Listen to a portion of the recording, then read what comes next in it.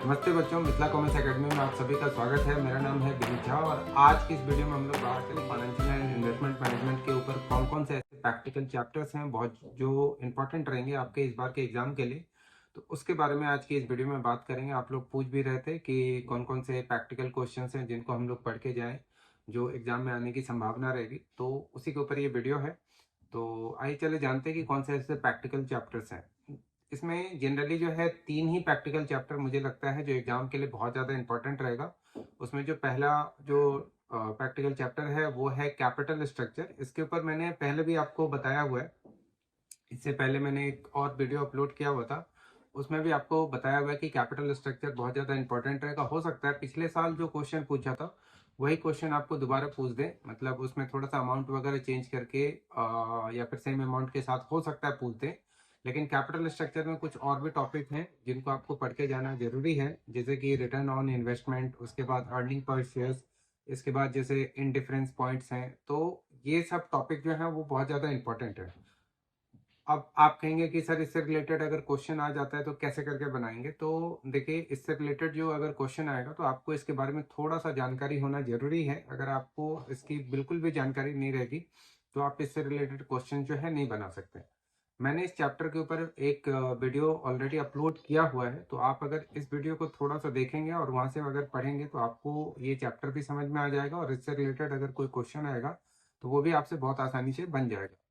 ये जो वीडियो है वो आपको देखिए इस चैनल पे आप जाएंगे और इस चैनल पे जाने के बाद आप देखिए ये इस प्लेलिस्ट में जाएंगे और प्लेलिस्ट में जाने के बाद आपको सबसे नीचे में मिलेगा।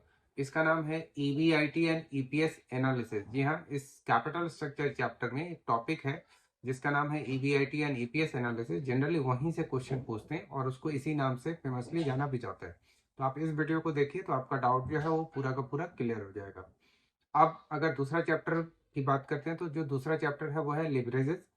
लिवरेजेस एक बहुत ही आसान सा चैप्टर है। आपके पास बुक होगा या गेस्ट पेपर होगा, कुछ भी होगा, आप लिवरेजेस, आपका इंपॉर्टेंट क्वेश्चन भी है इस बार के लिए, लिवरेजेस भी एक इंपॉर्टेंट क्वेश्चन है।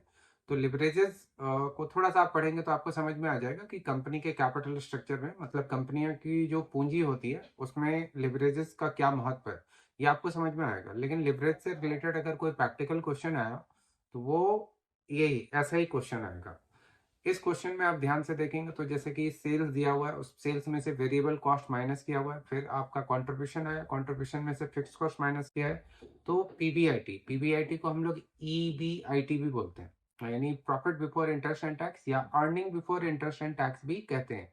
तो ये क्वेश्चन आ सकता है इसमें। आप, ये बहुत ही आसान क्वेश्चन है, इसमें आपको degree of operating leverage, financial leverage and combined leverage निकालना है। तो अगर ये क्वेश्चन आता है तो इसका आंसर इस तरीके से बनेगा। और ऐसा भी हो सकता है कि इस क्वेश्चन में आपको क्या करे, सेल्स वेरिएबल कॉस्ट का प्रतिशत दे दे और फिक्स कॉस्ट दे दे और एक डिवेंचर करके दे देगा।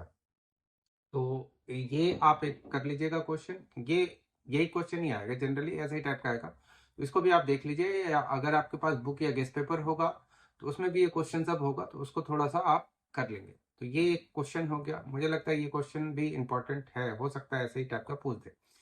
और अगर भारी गया तो कैपिटल बस्टिंग से क्वेश्चन आना शुरू हो जाएगा, मतलब कैपिटल बस्टिंग से हो सकता है दो क्वेश्चन आपसे प्रैक्टिकल पूछ दे। कैपिटल बस्टिंग में जो है वो इनिशियल कैश आउटफ्लो पूछता है, उसके बाद पे बैक पीरियड पूछता है और नेट प्रेजेंट वैल्यू करके पूछता है कि नेट प्रेजेंट वैल्यू कैसे करके निकलता है। तो इस पे भी मैंने एक वीडियो अपलोड किया हुआ है और आप ज्यादा चांस पे बैक पीरियड का रखेगा कि पे बैक पीरियड कैसे करके कैपिटल बस्टिंग चैप्टर में निकाला जाता है। तो वो, उसके लिए भी आपको थोड़ा सा चैप्टर समझना पड़ेगा कि ये बनता कैसे है। तो देखिए, आप फिर से इसी चैनल पे आप जाएंगे और ये प्लेलिस्ट में जाएंगे आप, और यहाँ पर देखिए ये कैपिटल बस्टिंग से रिलेटेड आपको ये दोनों चैप्टर आपको मिल जाएगा। इन दोनों चैप्टरों को आप, मतलब इन दोनों वीडियो को आप ध्यान से देखेंगे ना, तो ये चैप्टर भी और ये टॉपिक भी आपको समझ में आ जाएगा बहुत आसानी से। तो यही 3 टॉपिक हैं जो फाइनेंशियल इन्वेस्टमेंट मैनेजमेंट में फिलहाल आपसे पूछे जा सकते हैं। एक पोर्टफोलियो मैनेजमेंट का भी प्रैक्टिकल क्वेश्चन बनता है, लेकिन वो उतना भारी तो कभी आपसे पूछा नहीं है, पूछेंगे भी नहीं, और पूछेंगे तो स्किप कर दीजिएगा। आपके ऑप्शन में रहेंगे, मतलब क्वेश्चन 10 क्वेश्चन होगा तो 10 में से एक अगर आपको नहीं भी आता है तो क्या जाता है, 9 में 5 तो आते होंगे ना, तो आसानी से हो जाएगा। तो आज की इस वीडियो में हम लोग इतनी ही बातें करते हैं और फिर अगले, मतलब जल्दी ही मैं सभी सब्जेक्ट्स के सभी चारों पेपर के जो भी इंपॉर्टेंट क्वेश्चंस हैं जो एग्जाम में आ सकते हैं उसके ऊपर जल्दी जल्दी वीडियो अपलोड कर दूंगा ताकि आप लोग तैयारी कर सकें। और क्या कहना था, मैं खुद ही भूल गया, कोई बात नहीं। तो thanks for watching this video, और अगर आपको ये वीडियो अच्छा लगा हो तो please like this video and अपने दोस्तों के साथ शेयर भी करें, थोड़ा सा मेरा व्यूज़ भी बढ़ेगा। तो आज की इस वीडियो में हम लोग इतनी ही बातें करते हैं, मिलते हैं फिर नेक्स्ट क्लास में। Thank you so much, good bye.